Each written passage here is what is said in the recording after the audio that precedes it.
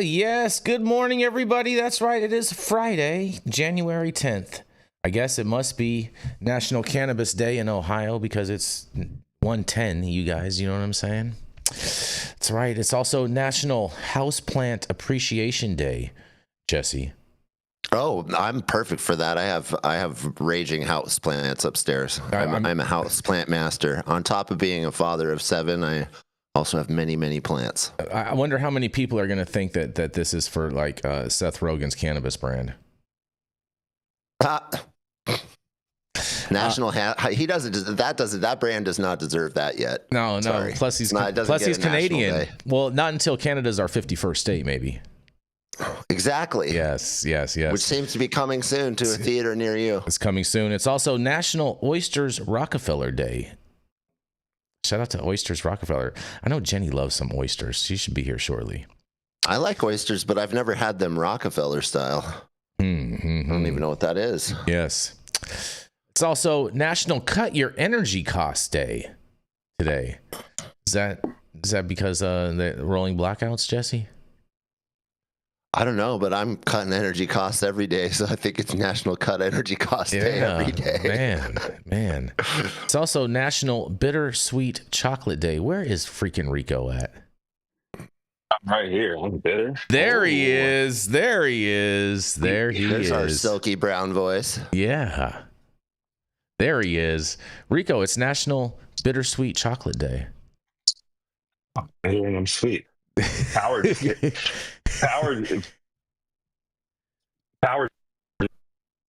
What's that? All we heard was power 3 times. Yeah. Power just. Oh, your power just came on. Oh, that's because you know it's National Cut Your Energy Cost Day today. You got to cut it. So Rico is definitely participating since his power just came back on. We're glad your power came on, Rico. Yeah. Man. Yeah, I've been out since last night. Jeez. Yeah, dude. That is rough. That is rough. Well, if you need some hot water, bro, you and your family are always welcome to come on down to Orange County where, you know what I'm saying, things are normal. Like cold showers, man. Yeah, I bet. One of those guys. It's also, you guys, this is one of my favorites. It's also Save the Eagles Day. Oh yeah. Yes. What kind of eagles are we saving today, Jason? The bald ones.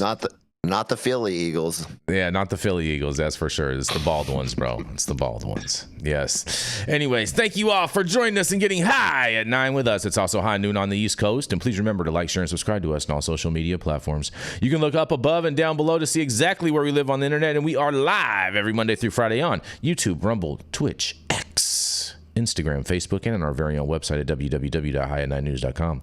So welcome to everyone joining us from any one of those platforms. And yes, we are going to kick it off with the dope dad himself, Mr. Rico Lamitte, the man whose power got turned on and can now hear us. Shout out to the power man right now on National Conserve Your Power Day. That's right, it is the dope dad himself, Mr. Rico Lamitte. Thank you, Jason. That was a powerful intro, I must say so myself. Yeah, powers up, bro. Absolutely love it, man. How's my mic? Is my mic good? You sound perfect, bro. You sound perfect. You're bro. on.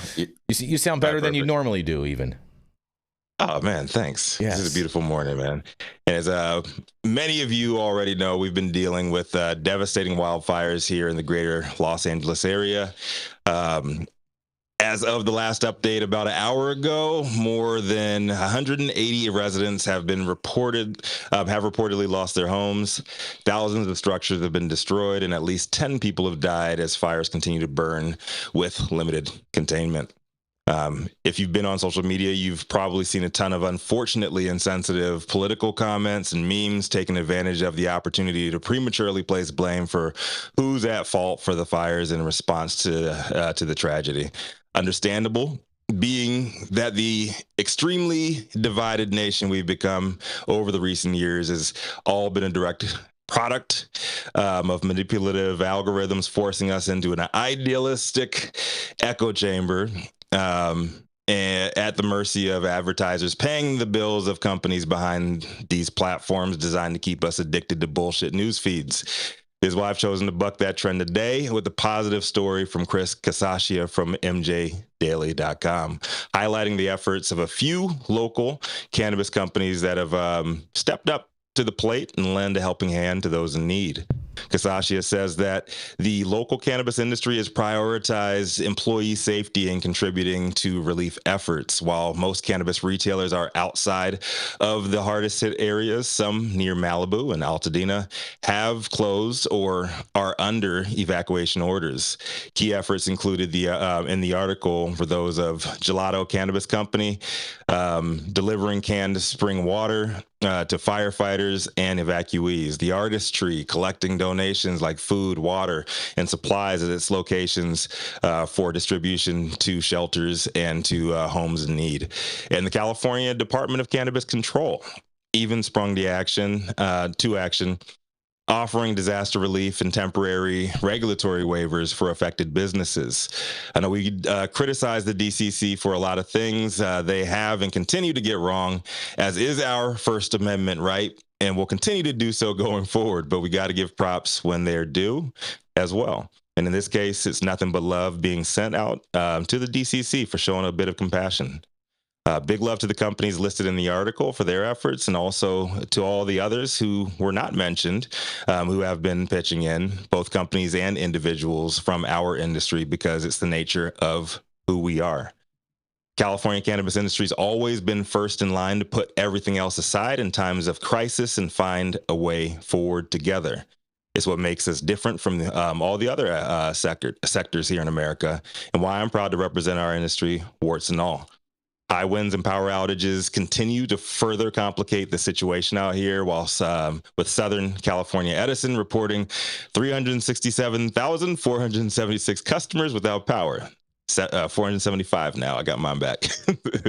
Officials warn of a prolonged recovery and economic losses potentially exceeding $50 billion. Please keep everybody out here in your prayers, well wishes, and send a bit of positivity our way. We can need it, however you see fit. Disasters like this affect us all in one way or another. And in my opinion, the quickest way to earning the respect of somebody with different ideas than your own from a different walk of life is by universal displays of humanity in times of need. I'm Rico Lamitte, the dopest dad on the street for High 9 News. Man, interesting story. Very interesting story. You know, the thing is the DCC definitely needs to provide some type of relief, because the fact of the matter is, and we're actually working on an original story in regards with this topic, but none of these cannabis businesses are going to be eligible for any of the financial aid that comes from the federal government due to cannabis's Schedule I status. So anything that they're saying that the federal government is going to be providing relief for businesses that were affected due to these fires, no cannabis business is going to be eligible for. That's a problem. Is if we had Schedule 3, would they be available? Nope. They would not. You know why? Because you're going to have a Schedule 3 license, Dr. T, in order to be eligible for that, and none of these businesses are going to be able to get a Schedule 3 license. Yeah, that's too bad. Mm-hmm. Yep. Then they'll just have to switch to the hemp market. Yeah, if they were in the hemp market, they could. Yeah, exactly. They're so right about that, Jesse. Look at that. I do not have faith in our government and their ability to get shit done, but I will just reserve judgment until we'll see what happens. We'll see it, bro. We'll see what happens. 10 more days. Yeah, hopefully. I'll be causely optimistic, man. I like that about you. I like that. It's like something, man. Something's got to give, man. It's. Mm-hmm. It just kind of hit me yesterday. Mm-hmm. I had a long conversation with our good friend. A lot of folks in the industry know him as Mr. Cannabis. Yeah. Anthony McFeeters, man. Prayers and everything out to his family and everything. Yes, I know exactly what you're talking about. Yeah, man. So I've known Anthony. I've had a close relationship. He's like a little brother to me, like a younger brother to me. I've known him for almost, I want to say 9 years now, back when he was at LATTC, and working to get a grant on his hempcrete patent that him and his dad have. And so we've been like real close ever since. I even coached coached his son's Pop Warner team up in Pasadena, and he's one of those black families out there, man. One of the black families, the generational, their investment, their sole investment was their home. Mm-hmm. You know, it's not just the super rich that are on the coast. It's the folks on the other side too, black and brown folks. Yeah.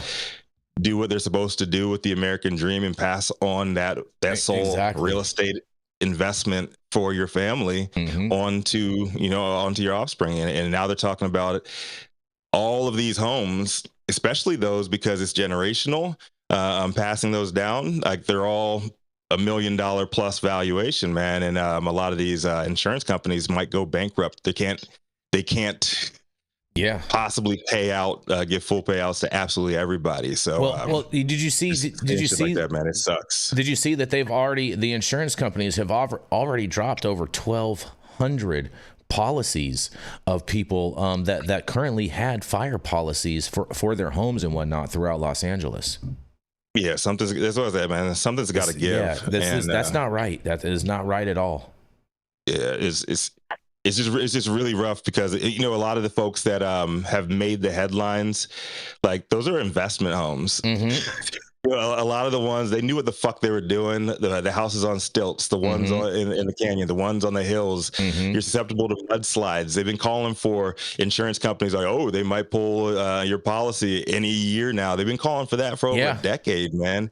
And a lot of the people who buy homes on there, and I'm not trying to belittle anybody's loss at all. I hope everybody gets that. I'm really not. But I'm just saying it hits different when this is your sole investment, right? In a lot of these communities, like Altadena, man, you have black and brown folks. These communities have already been targets for gentrification, and then something comes like this, and it just wipes the shit out. And you might not get an insurance payment for it. It hits very different to me, man. Yeah, no, I'm with you. I mean, that gentrification thing hits all across the country. I know. I was talking with a friend who called just to check up on me and make sure everything was good out in the DC area, and they told me about a fact that their neighborhood has been so gentrified. Okay, that there's been so much new construction going on within their neighborhood that the city excavating team basically said that whole neighborhood has to be basically torn down and rebuilt because they've done so much gentrification construction there that their roof and their pre-existing structure fell down and because of all the different land movement and whatnot. So this is something that people definitely need to think about in regards to when they want to do all this. You know what I mean? Sometimes you are building on quicksand and it's not a good thing. Right. I got priced out of fucking South Central. Mm-hmm. Like, those of y'all that know me, like when my daughter was being born, we sold our condo in San Pedro, and I was working with Nipsey Hussle before he passed, and one of the things that his team we were talking about is like gentrifying our own communities, right? Buying back into the places of past Black wealth in America. So we moved out there, man, and we only planned on renting for like 6 months, man. And it was crazy. The interest rates got jacked up and I got priced out of fucking South Central. And I was living there for 2 years and 6 white families moved around me, man. I was on 48th and Arlington, right in the middle of the motherfucking hood, bro. And like that shit's happening, man. Like, I don't know what LA is going to look like after this, but man, yeah. I hope people get some relief. That's all I can say. Yeah, I'm here. Do you see more people on the streets, camping on the streets, or no? Not right now. It's just kind of eerie. It might be because of the air quality, but it's eerie. Traffic patterns are weird. Also, too, one thing in regards to this that I would like for everybody to make sure that they're aware of is that air for anyone that had to evacuate their house and whatnot or lost their house or whatnot, Airbnb has complimentary rentals available for people that were affected by the fires, and so I encourage anyone that can't find somewhere safe to stay that they go to Airbnb. And shout out to Airbnb for offering up these rentals to victims of the fire. I also saw that hotel. 24-hour fitness is providing free parking and will give free showers and water and stuff to people who show up at a 24-hour fitness all across everywhere in Southern California right now. So look for those too if you know anyone in need. It's good shit. And local hotels too. Reach out to your local hotels. A lot of them are giving out rooms to those affected too. Yeah. Shout out to everyone that's helping with this. This is a super, super big tragedy. And to my understanding, Rico, correct me if I'm wrong, but they're still not whatchamacallit. The fires are still not contained. No, they're not. Yeah. And I saw a post yesterday. This guy that got arrested in Calabasas under suspicion of attempting to ignite another fire out in that region. Yeah, he was caught with a blowtorch. Yeah. Mm-hmm. Fair enough. Yes, it's rough, and you know what I mean. Man. Protect yourself, protect your families, keep your eyes open, man. Get head on the swivel, and reach out if you need help, man. Yeah, you got folks out here. See something, say something. All of that stuff. You know what I mean? Like this is we all need to protect ourselves, and protect our communities 100%. Rico. Right. Yeah. Shout out to the cannabis companies stepping up as we always do. Yes. You know, let's hope that Newsom, the DCC, on the other side of this, reciprocate that, because we're always the first to step up. Yeah, I agree with that. I don't think that's going to happen, but you know what I mean. But I always agree in hoping for the worst and expecting the best. You know what I mean. Yep. Or excuse me. I said that backwards. Hoping for the best. I said that backwards. That's my bad. That's not what it is. Yeah. Strike that, reverse it, and on that, we're gonna roll into our first commercial, and we are gonna be right back.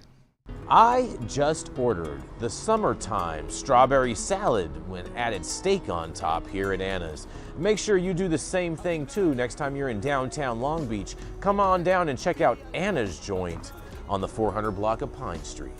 They have amazing selection of beers, foods, and when you come down here to Anna's, you can even challenge me to a game of shuffleboard if you want to lose.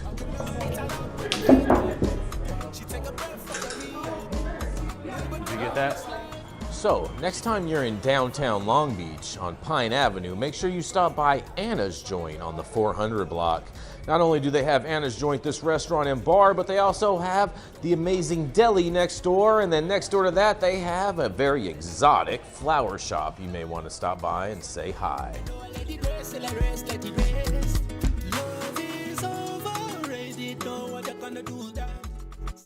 Up next, y'all know who it is. I9 News head honcho, the man who will give every excuse under the sun for whatever Republicans are doing. Stop it. Stop it. It's not an excuse. It's just the truth. The man known for smoking the best weed in the world wherever he is, none other than Jason Beck. Oh, yeah. Good morning, Rico. Good morning, everybody. Oh, man, you guys. Well, I have a little story for you today, Rico, and this is out of your home state. You're going to love this, okay?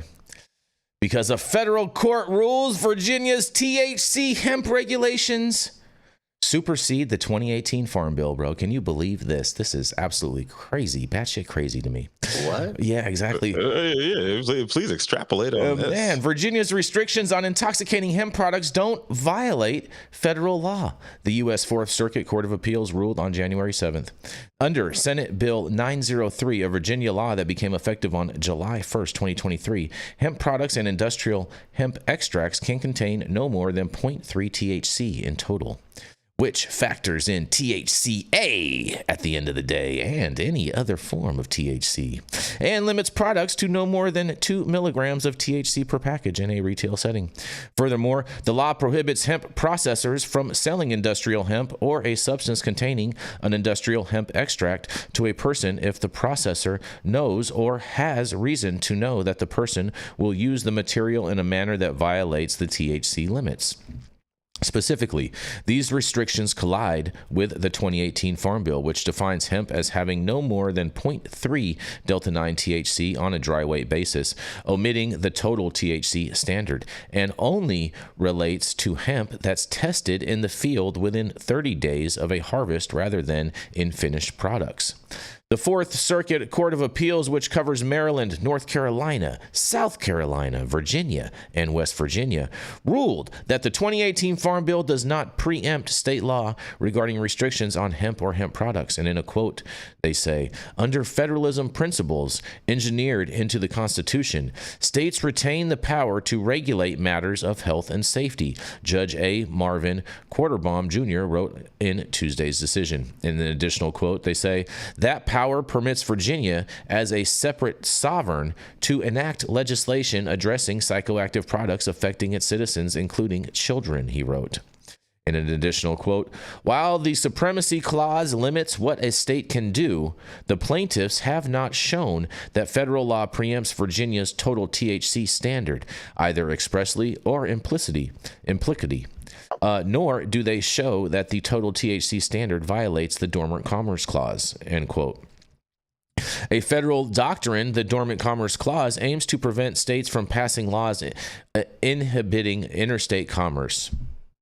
The appellate decision stems from three plaintiffs: North Virginia Hemp and Agriculture, LLC, aka Nova Hemp, Franny's Pharmacy, and Virginia resident Rose Lane, suing the Commonwealth in district court to seek injunctive relief shortly after SB 903 went into effect.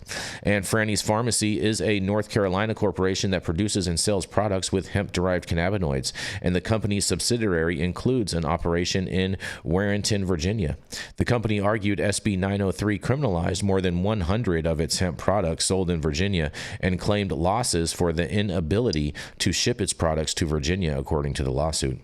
Since SB 903 standards apply to all hemp regardless of the origin, the district court ruled that the standards do not appear to favor the Commonwealth's economic interest over other states. And furthermore, the appellate court ruled that SB 903 does not impede the transportation of federally compliant hemp through the state of Virginia.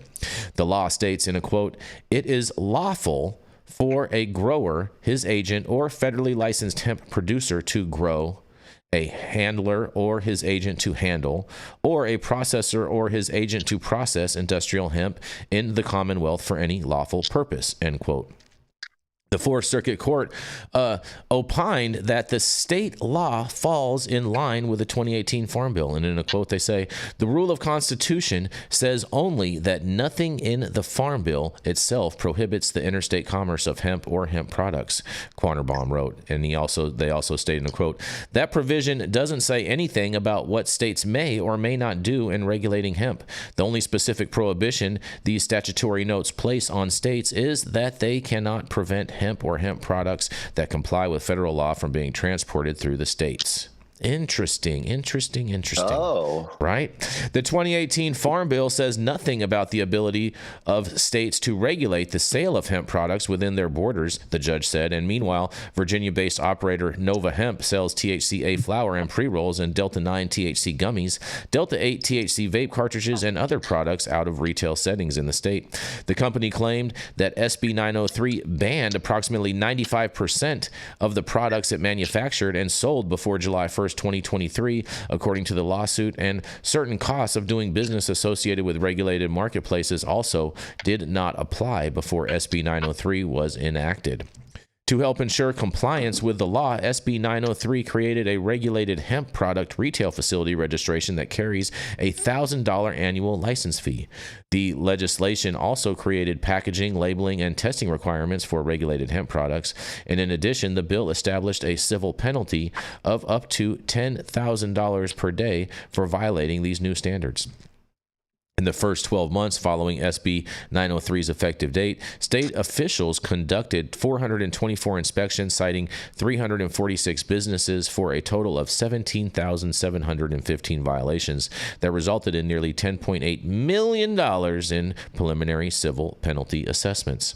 Michael Wallace, the communications director at the Virginia Department of Agriculture and Consumer Services, previously told Cannabis Business Times, and they also say, in addition to businesses, Virginia residents fear penalties too. Lane, the third plaintiff, is an elderly resident who used a variety of hemp products for relief from arthritis and other ailments. She claimed in the lawsuit that she could no longer buy those products and was concerned she could be prosecuted for possessing the now banned items she still had. The district court denied the plaintiff's motion in 4 parts, including their arguments related to the 2018 Farm Bill and the Dormant Commerce Clause, and the district court also ruled the plaintiffs lacked evidence related to being licensed Virginia processors and to their claims of financial harm amounting to irreparable injury. Regarding preemptions under federal law, the appellate court ruled this week that the 2018 Farm Bill expressly sanctions state regulations, and the statute states that it does not preempt or limit a state from regulating the production of hemp in ways that are more stringent than federal law, Quaterbaum wrote. In a quote, "In the face of this provision, the plaintiff's express preemption argument crumbles. True, that provision only mentions the production of hemp. It does not mention the sale of hemp or hemp products, but to state the obvious, silence cannot constitute express preemption," end quote. The judge also concluded that the 2018 Farm Bill not only opened the door for state regulation, but left it wide open by establishing a system by which states could set up detailed plans with the U.S. Department of Agriculture if they desire. In a, quote, "preliminary regulatory authority over the production of hemp," end quote, in the years that followed the 2018 Farm Bill's passage, Virginia lawmakers grew concerned about the availability of now unregulated hemp products that contain Delta-8 and other forms of THC, and Quaterbaum wrote an additional quote and says, "Those products alone or in combination with Delta-9 THC can have psychoactive effects. The federal government expressed similar concerns, and the Centers for Disease Control and the Food and Drug Administration warned that products labeled with Delta-9 THC content understate the psychoactive potential of the now unregulated hemp products." They also reported an increased number of Delta-8 THC adverse events involving children, and Virginia lawmakers received similar reports involving Virginia citizens, including children, end quote. Faced with what they viewed as a public health and safety threat, Virginia lawmakers passed SB 903. It was within their right to do so, according to the Fourth Circuit Court, you guys. Man, oh man, oh man, this is an interesting lawsuit. I wish we had an attorney on the stage with us today, but we got a doctor, and man, I can't wait to hear what you guys have to say about this. Well, first of all, did the article just basically say they're like banning it, but they're going to allow it to travel through the state? Well, yeah, which means you could have it shipped to the state. No, that's not what that means. The Interstate Commerce Clause means in regards to, like, let's just say Utah had a ban on cannabis, right? And we had interstate trade, and California a delivery truck was driving to New York with that and was going to travel through Utah with that. So that would give them preemptive right to travel through the state with that legally, because they're not stopping and delivering at any point within that state, but they have the right of the federal highways. But did they say that did the article say, and maybe I just missed this, that also would allow for people to ship directly? I didn't catch that, but okay. I didn't catch that. But at the same time, like, people are shipping boxes everywhere, so I don't know how they're going to have any type of enforcement on that. Yeah, it doesn't sound enforceable. I mean, none of these bans really are. Clearly, prohibition has never worked. Mm-hmm. Any thoughts on this, Jenny, Beth, Rico, Dr. T? This is, in VA, we're known for our bootleggings. Mm-hmm. That's true. That is true. It's not just your boots, right? But your leggings, right? I kind of see this as an open invitation to return to the old times. I mean, doesn't cannabinoids and moonshine? Doesn't this open up a trap market? Oh, go ahead, Jenny. I'm sorry. Yep, yeah, exactly. What I was saying. The hemp trap is about to be popping off, but like, yeah, I mean, prohibition doesn't work all the time, but it's going to fuck a few people up, and it's going to affect some people's lives, and that's going to suck for those people that do get caught and somehow end up, being victims of whatever this ridiculousness is. I mean, at the end of the day, if we can just open up the market, regulate this in a way, then we'll shut this shit down and period. Hemp legging. Ridiculous. I'm not mad at that. Dr. T, what do you think about this from a medical standpoint? Well, it's an interesting battle between the hemp industry and the non-hemp industry. It's such an artificial line that's drawn between the two that it really doesn't make sense. Their regulations, that 0.3. I'm curious about patients and what, how they're going to get access to medicine. Are they, you can easily mail them something from a different state, which they may turn to, and will they be prosecuted for that, for receiving something? It sounded like that's what that lady was arguing in the case. Is she was saying, hey, I'm worried that I could get arrested for what I have in my home. I have these packages, whatnot, that like they were legal and now they're not legal and whatnot. And it sounded like the judge is like, I don't really give a shit about that. And you know what I'm saying? And yeah, you can get arrested for that. But at the same time, the cops got to come over and find it and all of that stuff. So the reality of that is not as highly likely unless you have some other type of instance of attracting law enforcement to your home for some reason. You know what I mean? A lot of people on you, or the cops now have a new reason to come search and to fuck with people. So it's adding more reasons for the cops to come over and find you. Drug war 2.0. Yep. Yeah, it's a game of whack-a-mole. It is. It's not going to end well. It's going to end well. What's going to end is that people are going to get their cannabinoids one way or another. Yep. Exactly. Yep. Exactly. And basically the state is just cutting themselves out of a legal marketplace where they could be deriving revenue instead of making a prohibitionary in regards to this. And something's got to change, you guys. You guys got to, you know what I mean? You got to get with the program. People are going to do and consume what they want, regardless of what any law says. Yeah, look at Los Angeles. People do cocaine every night. That's what I'm saying. Oh. And lots of people. I'm surprised you used Los Angeles. I'm surprised you didn't say Miami. Dude. Both of them. Just saying. Everywhere. It's insane. And what about Vegas? Vegas is another popular city for people to go and do cocaine. I mean, I think. Oh God, so many people do it. So gross, you guys. Stop putting shit in your nose. Well, people usually do it because of alcohol. I think alcohol is the gateway here. You think alcohol is a gateway drug, Dr. T? Cocaine. Oh yeah. Cocaine goes hand in hand with alcohol. Yeah, Jason. Cocaine. You don't see people just do cocaine without alcohol very often. Really? Pretty rare. In the party scene I've been in, I've not really ever seen that. I've not really ever seen someone just do cocaine and not drink. I mean, I've seen people just do cocaine.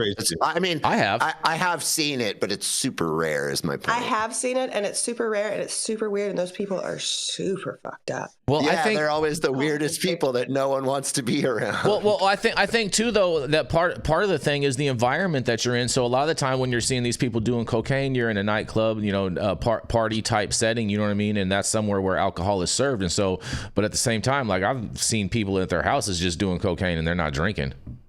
We've gone kind of far into this, but I mean, at the end of the day, cocaine is traditionally alcohol repellent, right? You're too drunk. Definitely. Here, do a bump, get your life together in the bathroom, right? So and party for 3 more hours. So long, and you hear all this sniffing, and it sounds like everybody's got COVID or whatever. Yeah, all these people running around with sugar booger, and on that I didn't mean to start this wormhole. You did. Well, it's okay, Jenny Beth. It's all right. We love a good wormhole over here at High at 9. Yeah, we do. Yes, we do. Yes, we do. Cocaine in it, huh, Rico? Oh, hey man, I'm just glad we're not hearing too much about people sprinkling cocaine on their blunts anymore. Yeah, that was no more Grimmies. Yeah. Grimmies, I guess, are not popular anymore. So gross. Well, We're going to keep this train Progress. rolling. That's right. Since we were just talking about all these different numbing agents, we're going to roll right into the doctor himself, who actually has a license to prescribe numbing agents. That's right. He's the founder of Medican and the CESC. Medican's where you should begin your doctor's recommendations. And that's right. This man has been writing recommendations so long, he probably even wrote your parents' recommendation as well. That's right. It is none other than Dr. Gene Tallyrand. Thank you, Jason. Happy Friday, everyone. So my story today comes from normal analysis. Employees no more likely to consume cannabis during work hours following legalization.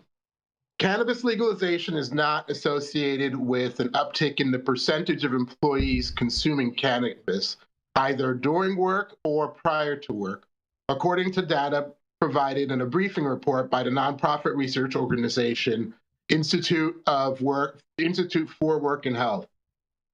Researchers with the group assessed employee attitude and behavior toward cannabis following Canada's adoption of adult use cannabis legalization.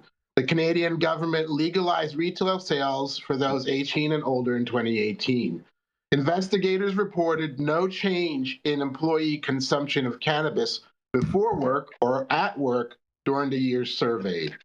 Consistent with prior studies, researchers acknowledged that those who reported consuming cannabis products while away from their jobs possessed no greater risk of occupational injury than those who abstained.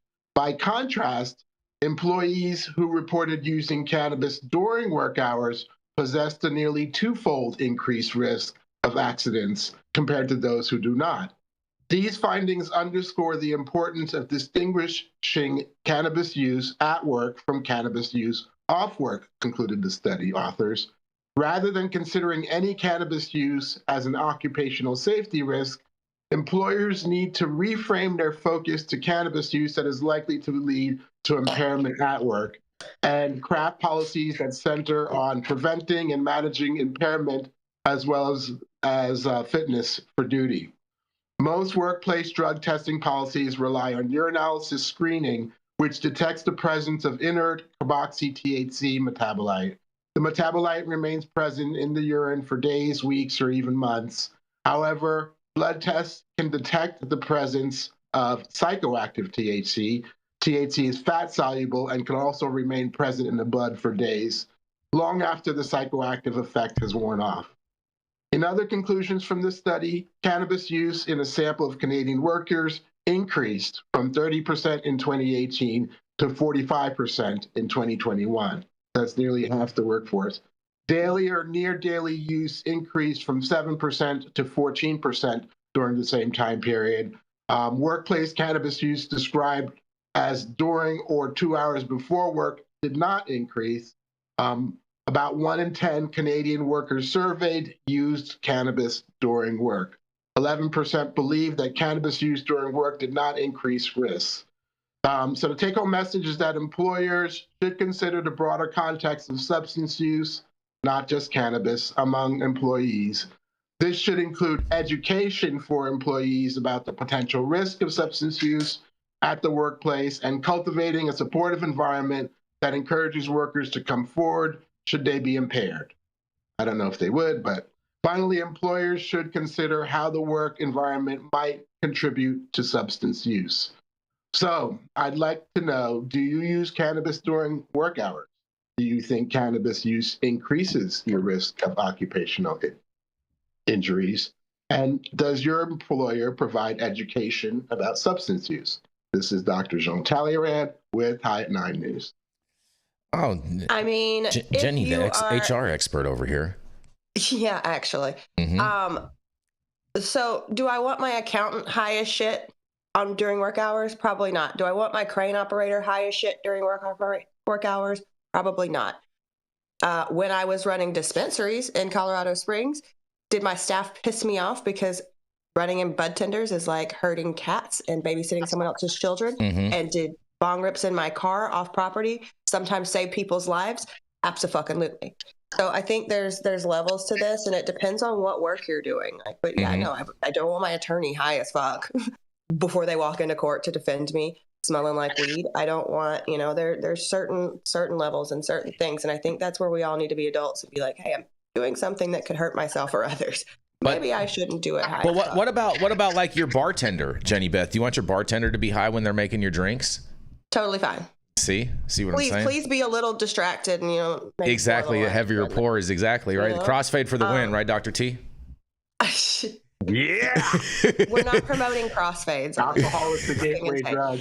I mean, I think we have to be a little bit more responsible than just promoting straight up crossfading or whatever, because that's not always the greatest of ideas depending on what you're doing. But no, I think that gateway to this, and there's some things that you can perform perfectly well high. Like if you're fucking got a bunch of back pain going on and you got to stand on your feet and do an 8-hour bartending shift, yeah, dude, go smoke a joint on your break. Like fine. In regards to this, I don't think that the workplace being high thing is as big as what a lot of these gaslighters are trying to make it, mainly because of the delivery methods that cannabis is, like you have to smoke it. So a lot of places you can't smoke indoors. It's very easy to see if you do smoke it and whatnot. You know what I mean? Probably the easiest way for someone to be able to consume during a work hour would be like to eat a gummy or a bite of an edible or something like that wouldn't. Someone watching on a camera wouldn't be able to necessarily tell that they were consuming cannabis in that way. And so I would be more worried about that, just because people get tired, but there's a lot of people that can function totally well on edibles too. So it's a weird line with that. Yeah, there's something about this that we can't quantify it. I'm sure Dr. T would back me up on this, that without being able to test and understand our individual endocannabinoid systems and how they respond and how those turn on certain neurological pathways, everybody's different. I see plenty of people who take really fine motor skill jobs like music or being a chef, and those people get as high as they possibly can before doing their job. And then they do some of the most difficult, very intricate, very, very important work, especially a chef. Like I've seen chefs who are incredibly good just get blasted high before they cook, and they seem to do better. So there's research here that needs to be done on what happens to different individuals. And I'm sure there's also, what we call tolerance, but I don't think it's tolerance. I think it's something else. It's our endocannabinoid system and our neurological system adapting to the way that we use cannabinoids over time. And we have no way to scientifically talk about that I'm aware of. And maybe Dr. T can speak to that more or just better. Well, yeah, I mean, the data we're looking at generalizes. It doesn't personalize. And so we've got to be aware of these public health studies because it doesn't really tell us about the individual. Unfortunately, it guides public policy, which also generalizes and doesn't really tell about the individual. The truth is that 1 out of every 10 Canadian does go to work using cannabis. And I don't see that the data shows an increase in work-related injuries because of that, 1 in 10.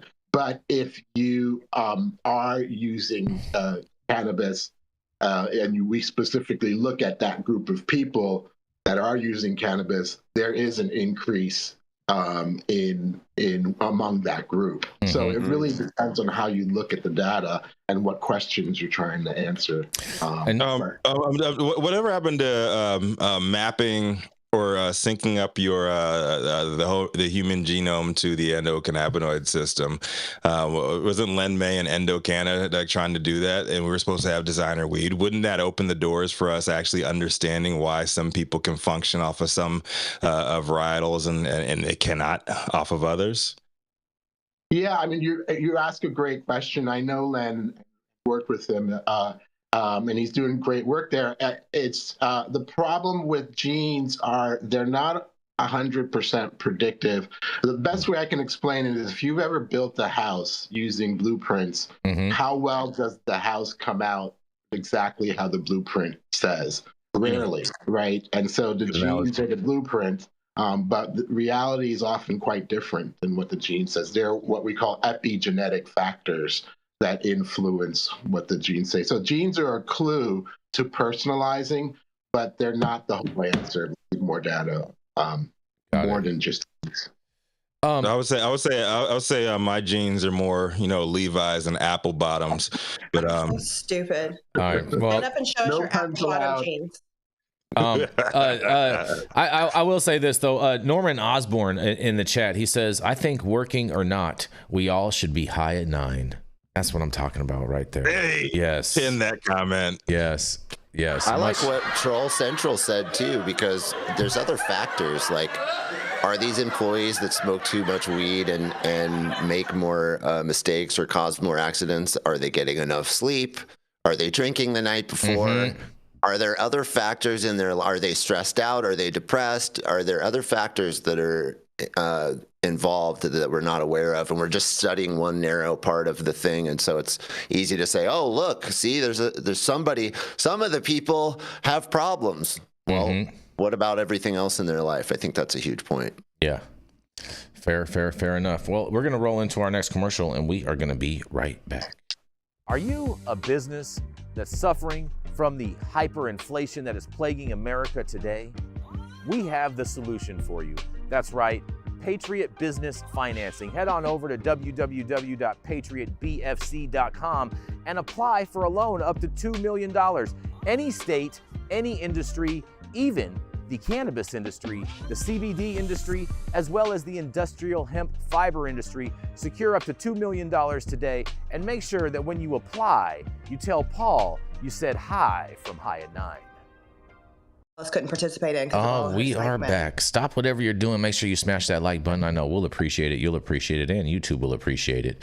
Also, make sure you subscribe to the channel if you're not subscribed already. And all of the articles that we cover on today's show, you can read directly on our website at www.highat9news.com.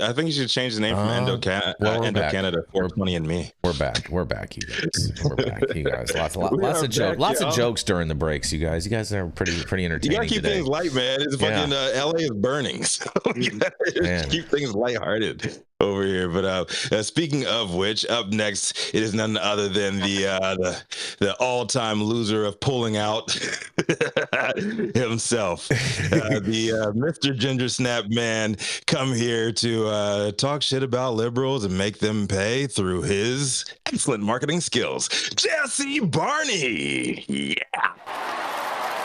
Oh yeah, and trust me, dude. If things don't go the way they're supposed to, I will be the most outspoken person against Republicans that you know. So, all right, I'd like to see that. I would like you to see can hold that. me accountable to that. Let's watch the next 100 days happen, and if things don't go the way I think they're going to go, I'm going to start bitching and moaning like nobody's business. Oh man, we can't wait. We can't wait. Yeah. Or Jason I'm going to start cheering. Jason will find a spin. Yeah, So I'm good at that All right. part. My story this morning is original. Last week, and I'll just read the headline actually. Is Texas set to lead the way in psychedelic research? Former Texas Governor Rick Perry and Brian Hubbard, the executive director of the American Ibogaine Initiative, appeared on the Joe Rogan Experience last Thursday.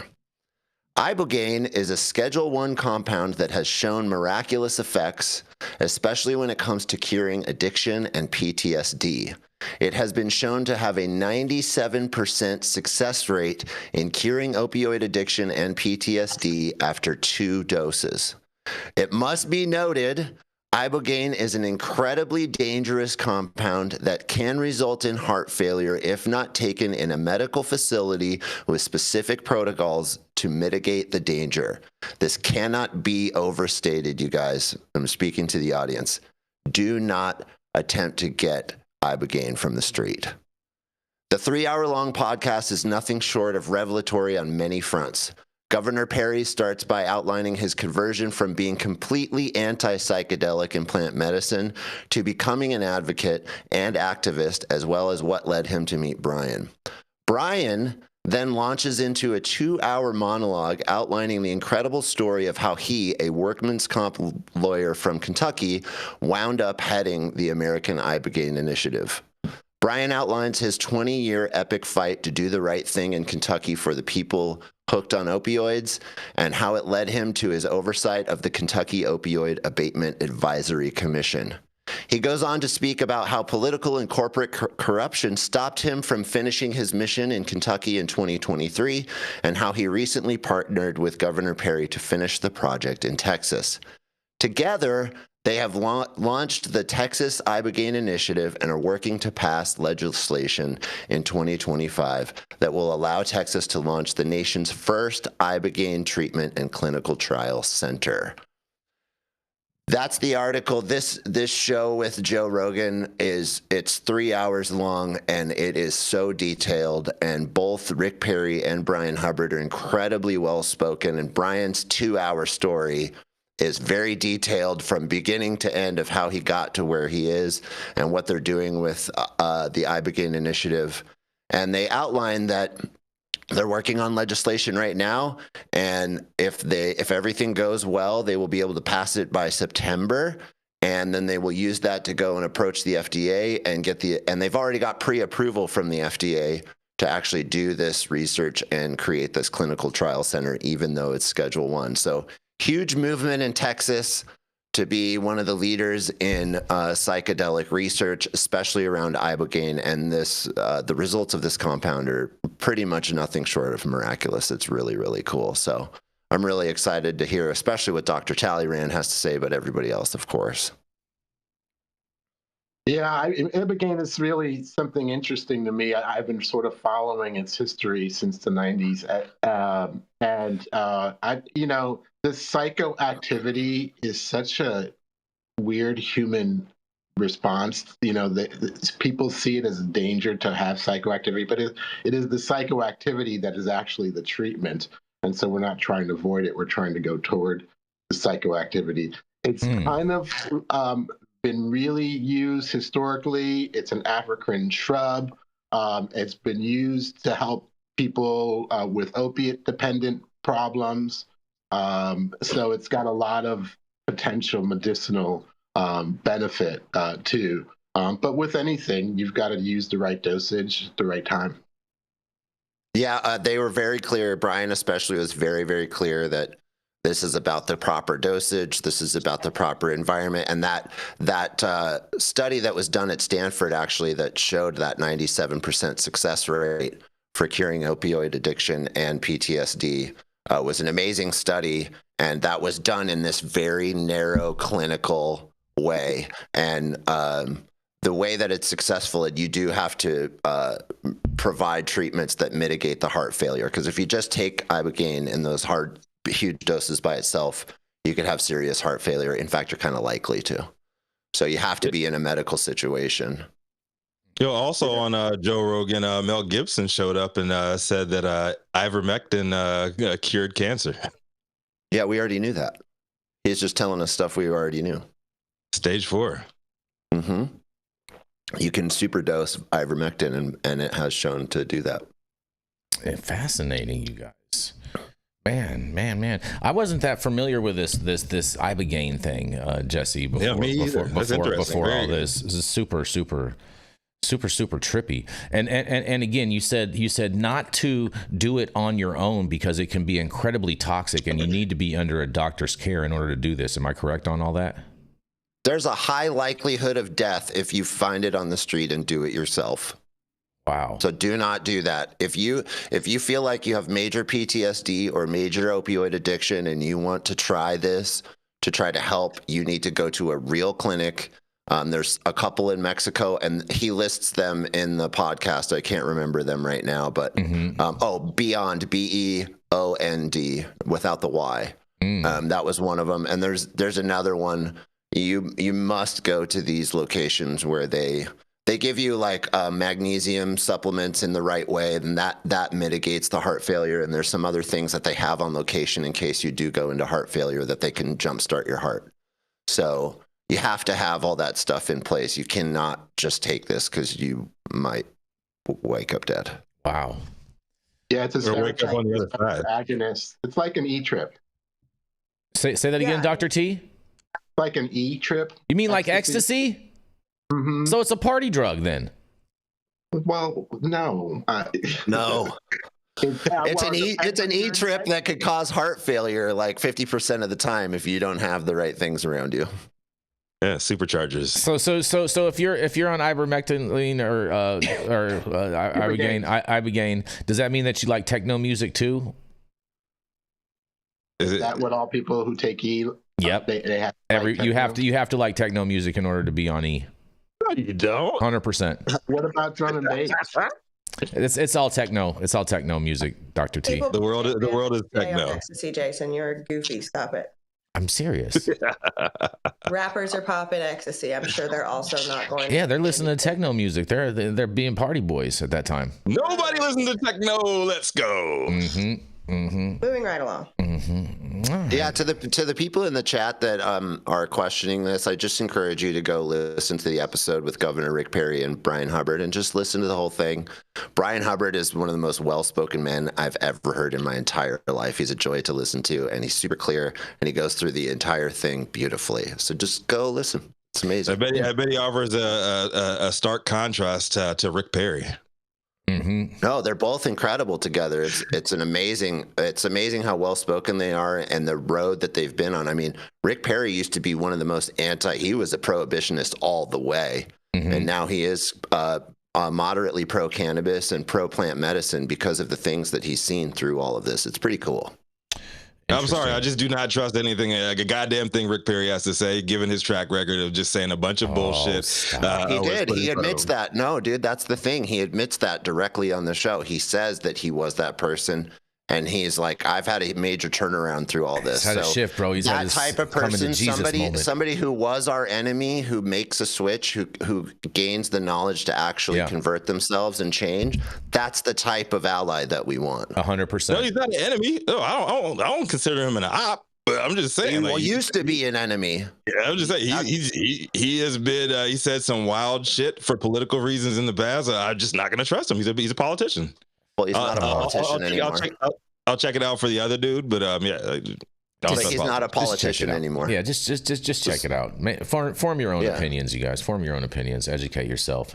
Yeah, and on check that, it out. We're gonna roll into our final commercial, and we're gonna be right back.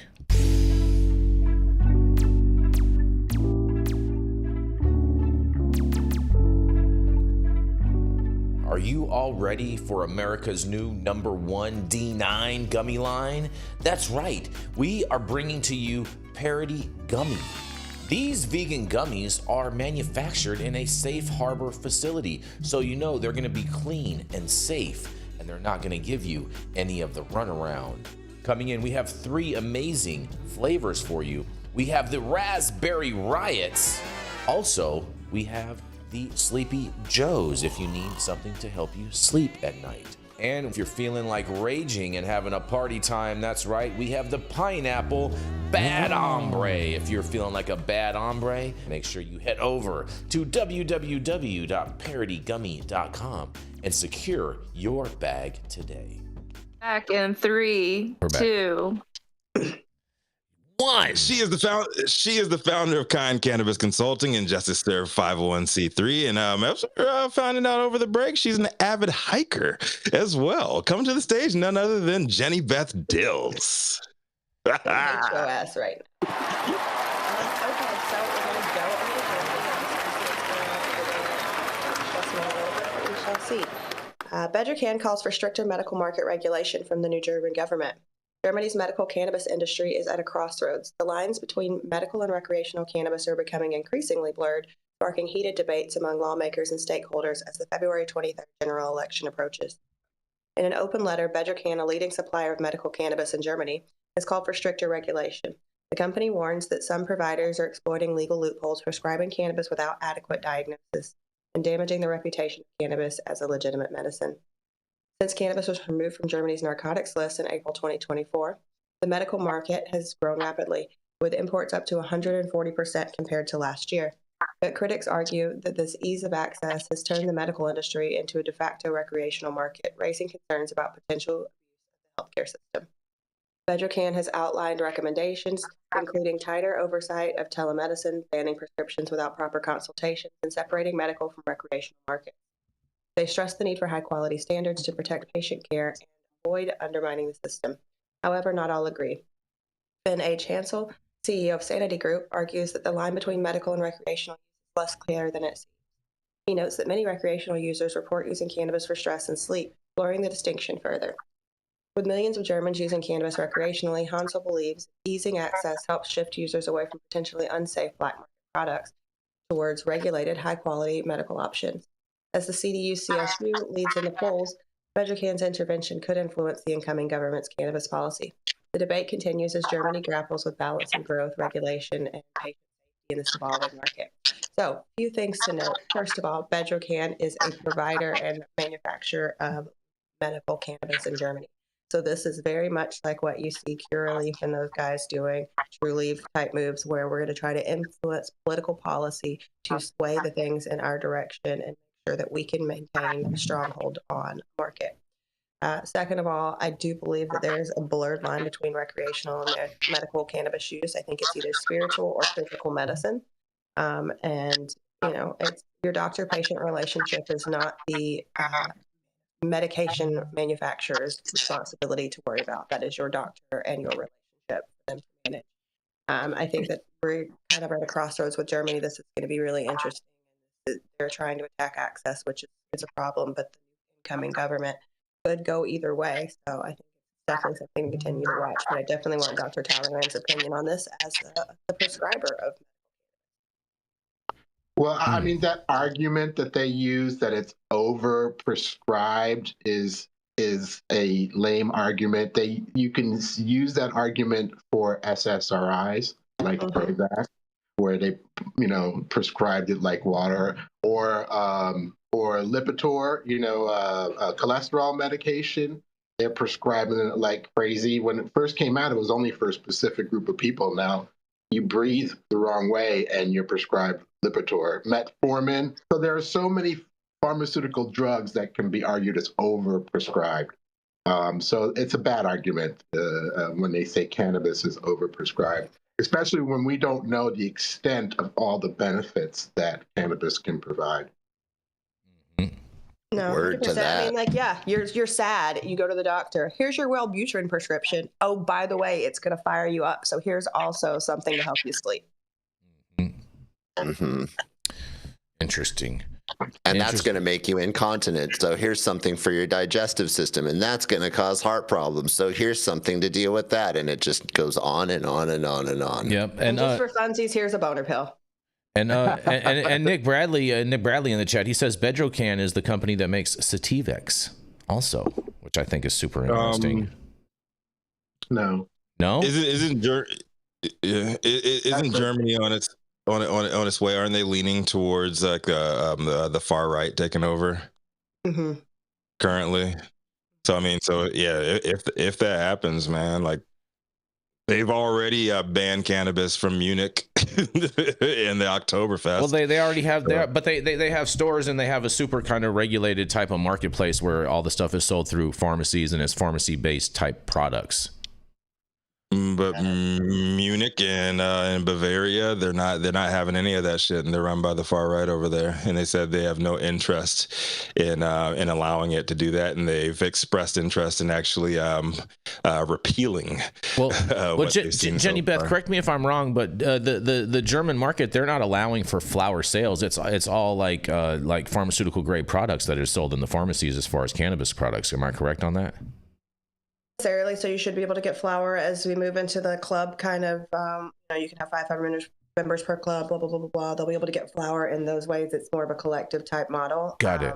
Kind of like I think the social lounges in Spain, then you're saying something similar. The social lounges in Spain are kind of like a front for like, hey, let's just come sell a bunch of fucking weed. This is going to be a little bit more strict, whereas you have your 500 patients that are allowed to be serviced by each facility. And after that, go fuck yourself, right? So, got it. If your name is not on that list, you can't come get access there. So it's going to make it really restrictive and very difficult.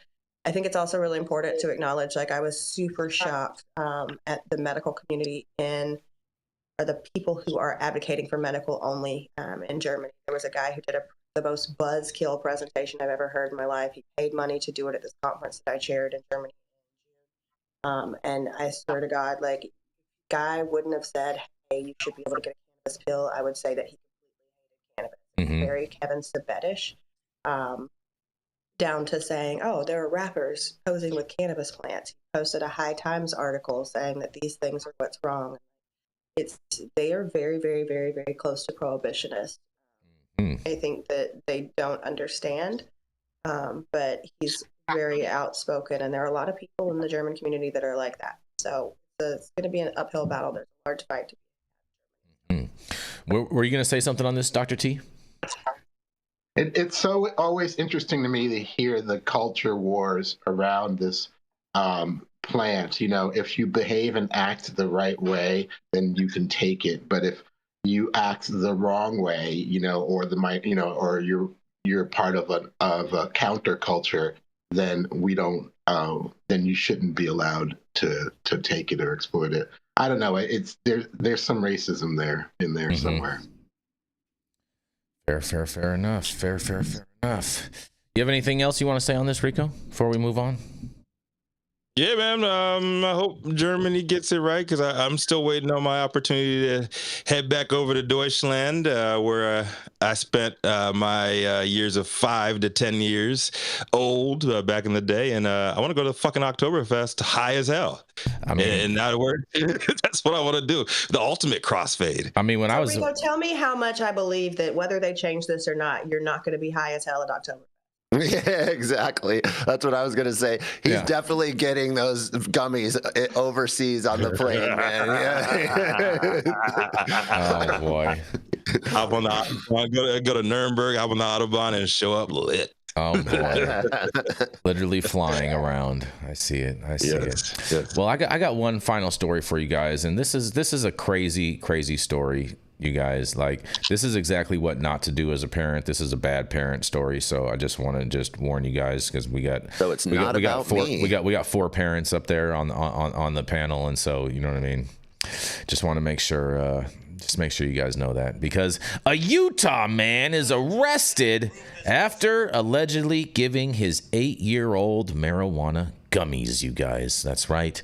That's not Florida man. It's Utah man is now facing several charges after police say he knowingly gave his 8-year-old son marijuana gummies. Craig Richard Goodlifey, 43, is facing charges for endangerment of a child, purchase of a firearm by a restricted person, and intoxication, according to court documents obtained by Fox 13 News. On Wednesday, officers were called by Goodlife's mother, who said that her son was sick and incoherent with his son.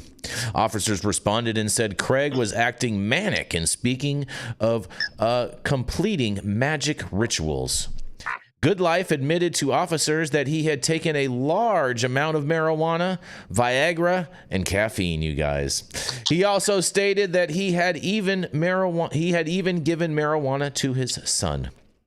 Officers say when they were let into Goodlife's home, they saw urine and feces on the floor near several large boxes of marijuana products, and Goodlife told police that he had defecated on the floor and was watching porn while his son slept. Goodlife also told police that if they searched the home, they would find drugs and guns. And Weber County Sheriff deputies spoke with Goodlife's son, who had been asleep. The 8-year-old was less coherent than a normal child of that age, and the child told officers that his father had given him a gummy, but he didn't know what kind. At a hospital, the child tested positive for marijuana and told his mother that Good Life would always give him gummies before he went to sleep. When officers searched the house, they found over 9 pounds of various marijuana products in the kitchen, and officers report that the products weren't properly stored, were unmarked and easily accessible to children. 2 handguns were also found in a closet, you guys. Man, oh man, oh man, oh man, oh man. This is not the definition of a good parent, and this is everything of what not to do if you are a parent.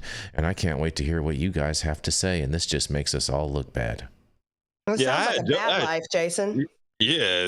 You beat me to it on that one, Jenny Beth. I knew it. I was like, what's that? I didn't hear what Jenny Beth said. I said it sounds like a pretty bad life to me, Jason. Like, this guy is like, I mean, all right. I don't think this is a typical parent. I don't think this is a typical cannabis seller. I think this person has some deep mental health issues. I agree with that. At like, you know, not everybody should have kids, right? Yeah. And you know, that level of mental health issues, like, I feel like this guy needs to be tested for quite a few things. And I'm sure they'll send him to some correctional facility where they focus on mental health. And no, they're not. They're going to throw him in the can and not focus on any of that mental healthness. No, sure, but they're gonna drug him up because this guy's batshit crazy. He's shitting on the floor and jacking off all his kids. Yeah, this guy needs to be in a straitjacket. Medicate him. Let's send him up the mountain to Warren Jeffs. Them up there, man. Like, I don't know, man. I had a couple of jokes for this one. I'm speechless. Like, after actually hearing like the rest of it, like, goddamn, like this guy, put this guy under the motherfucking jail, man. Like, some people, like just Jenny Beth said, some people are not in the right mind, and in my opinion, don't deserve to have kids. Yeah, like, if you can't get your shit together to that extent, like, nah, man. I'm just glad that the kid's alive. Yeah. I'm glad that it sounds like the kid is in the custody of the mom, which has a much more level head on her shoulders. At least it sounds like, just from the appearance of the article. But let's hope for that. Like, goddamn. Mom the entire time. I agree with you on that 100%, Jenny Beth. I'm with you all day on that. I don't understand this kid should not be left alone with his father at all whatsoever under any circumstance. That supervised visits only. Maybe he cleans up his act, then he shows up on the Joe Rogan show afterwards. Hold on. The 8-year-old states to law enforcement that my dad would give me a gummy before bedtime, all the time. The master of false equivalencies. But wait a minute. The cancer is not the problem here. The pooping in the corner is the problem. I mean, people who use cannabis don't poop in the corner, right? This guy does. He uses cannabis with Viagra.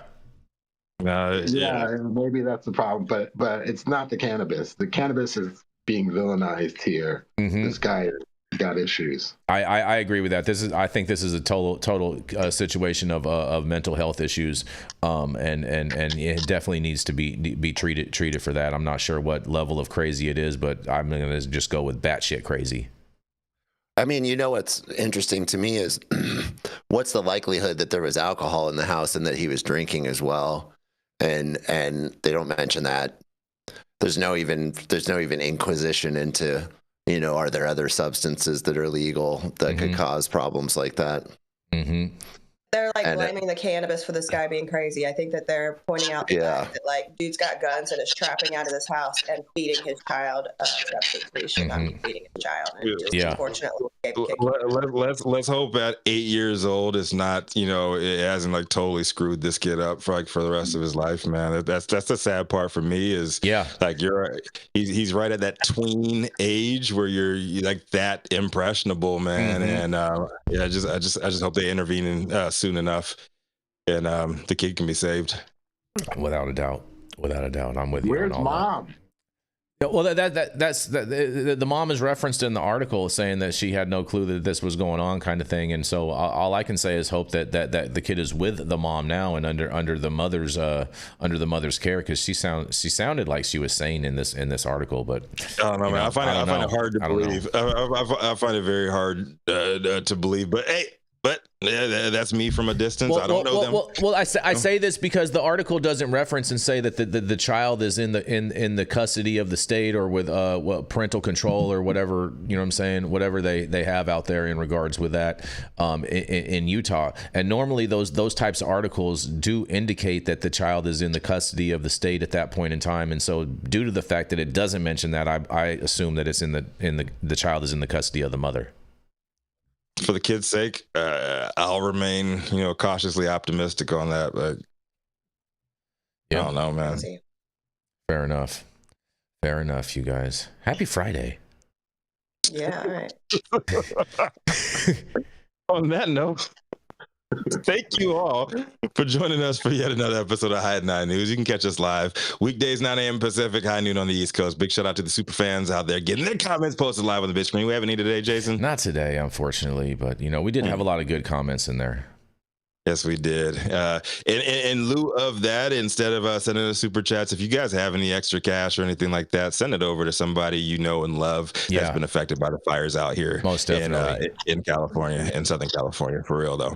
And big love to our live room. Don't promote your businesses right now. If you're a realtor, don't try to sell properties. Just let people heal. Be supportive. If you're not giving free help, shut the fuck up. Yes, and also don't make it partisan. I've seen some people say, "Oh, all these lefties had their houses burned down. They deserve it." Fuck you. Yeah, that say shit like that. Like, fuck you all the way, dude. These are people who have lost everything. Many, even in the Pacific Palisades, a lot of those people have worked their whole lives to live in that paradise place, and they literally just lost it all. Mm-hmm. Some of them are multiple home places, but that's not everybody over there. You might think they're rich because they have a $1.2 million house, but a lot of them just worked their whole lives to get there. Mm-hmm. And it's really lame to take that position, so... Yeah, that's all I'm gonna say on it, man. Show some compassion and wait till the dust settles from it. Shit's burning still right now. Yeah. Wait for the dust to settle before you start criticizing people and throwing stones. It's just not the time for that. For real. No, it's not. All right, so big shout out to everybody though. They're catching us live. And to our vetted correspondent team tuning in from all over, bringing us much needed variety of perspective, your respective opinions to the table. Our production team, Cloud Media Partners, Millie behind the scenes, keeping our AV struggles to a minimum. Thank you, Millie, coming in clutch this week. Yes. As always, Cannabis Sativa L, the reason we show up to read these stories every single day. Thank you, too. It has been Friday, January 10th, 2025. The show is over. You've all been blessed with top industry headlines. Hope it's enough for you to put in your pipe and smoke at least until Monday. My name is Rico Lamitte, the dopest dad on the street for High at 9 News, cannabis industry's #1 daily news show. I'm going to pop things out to Dr. T. I think it's your first one for the new year, huh? Dr. T, can you break us off with a little good news for the weekend? A little positivity? Sure, some positivity. Let's see. The fundamental effect of cannabis is love and community, and now's the perfect time to use that to help those who are suffering out there. Well said, Dr. T. Said. Yes. Smoke some good weed this weekend, y'all. Mm-hmm. Exactly. Put the fire out too. Don't let that. Yeah. Put the fire up. Yeah.